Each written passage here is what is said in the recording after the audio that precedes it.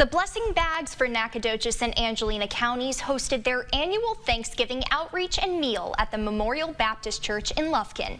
As East Texas News Weekend's Shakina Davis reports, many families were thankful for the blessings they received.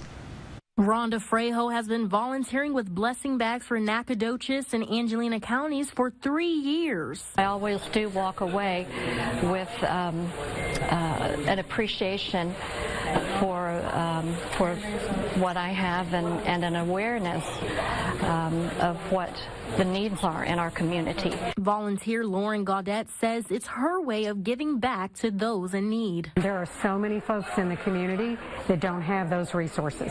They don't have the money to buy their food, they don't have a place to go, they don't have family. Miranda Smith and her family are thankful. It's a blessing. We're just thankful that there is churches and organizations that do help feed the people that not be able to be with their family and afford the food and stuff. The free event helped many East Texas families. The dressing is very good and everything is very good. Volunteer Debbie Richardson says she is blessed to live in a community that takes care of one another. I see so much joy in the little kids when they get that cookie or that pie or the delicious meal that they prepared here. I wanted to get involved with an organization that tangibly helps people, to put food in people's hands, tangible help when they need it. Shakina Davis, East Texas News Weekend.